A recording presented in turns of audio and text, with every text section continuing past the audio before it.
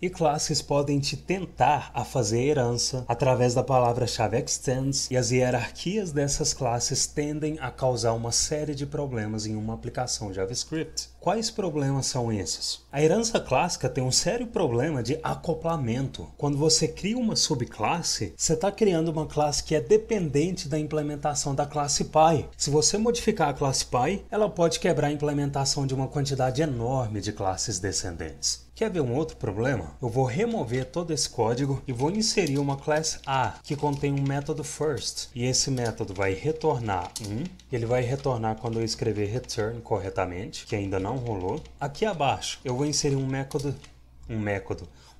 second, e dentro dele eu vou retornar não, e abaixo dessa classe, para eu declarar uma classe B que herda métodos da primeira classe e contém um método só dela, eu vou inserir class B extends A, e dentro da classe eu vou inserir um método third, e dentro dele eu vou retornar 3. Para eu criar um objeto com essa classe B, aqui abaixo eu vou inserir const obj recebe new e a invocação de B. Só que eu não queria que esse objeto tivesse esse método second. Tanto é que o retorno desse método é um não, porque eu não quero herdar ele. Não nesse objeto. Só que o fato é que, usando essa herança clássica, eu não tenho a opção de escolher quais métodos dessa classe eu quero herdar. Tanto é que se aqui abaixo eu invocar um console.log, que recebe a invocação de obj.second, como o second existe no prototype do objeto, está aqui o retorno do second. Ou seja, herança clássica é um tipo de herança inflexível por natureza. Eu não tenho a flexibilidade de escolher qual método eu quero que o meu objeto tenha. E novamente, esse é um código simples. Se você pensar a longo prazo em uma aplicação maior, esse problema tende a escalar múltiplas vezes. E como que eu resolvo essa inflexibilidade? Ao invés de criar um objeto usando herança, eu uso composição. Olha só, abaixo do obj,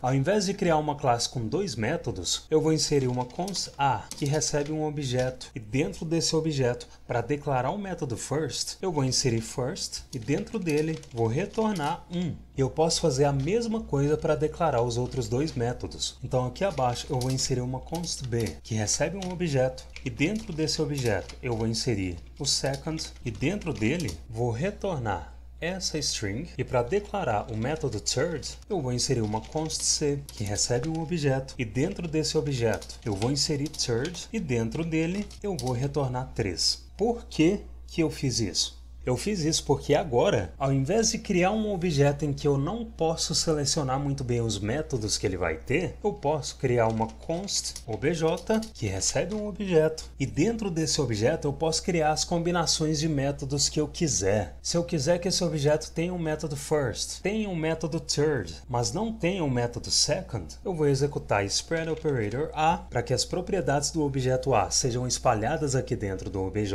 e vou executar spread operator C para espalhar as propriedades do objeto C aqui dentro. Se aqui acima eu comentar essas classes e o obj, e aqui abaixo eu exibir obj no console, eu vejo que o objeto tem os métodos first e third e não tem o método second. E eu posso usar essa técnica para criar objetos com as combinações de métodos que eu quiser. E isso deixa o meu código mais flexível, porque agora eu sou livre para escolher o que realmente eu quero que o meu objeto tenha. E ó, isso aqui é uma das alternativas à herança clássica. Existem várias delas. E essas alternativas tendem a dar mais liberdade e flexibilidade para o código da sua aplicação JavaScript. Essa hierarquia inflexível da herança clássica foi descrita lá atrás, em 2009, no Coders at Work. Esse livro é fantástico. Ele tem entrevistas com 15 programadores que, segundo o autor, são os 15 programadores vivos mais interessantes atualmente. E é nesse livro que o Joe Armstrong, que é o criador do Erlang, fala sobre o Gorilla Banana Problem. Ele fala que o problema com linguagens orientadas a objetos é que elas têm todo um ambiente implícito que elas carregam. Você quer uma banana, mas o que você obtém é a selva inteira e o gorila segurando uma banana. E esse exemplo que eu mostrei de inflexibilidade na herança clássica é um dos exemplos do Gorilla Banana Problem, porque esse objeto tem coisas que eu não queria que ele tivesse, mas que a herança clássica não me dá a opção de não ter.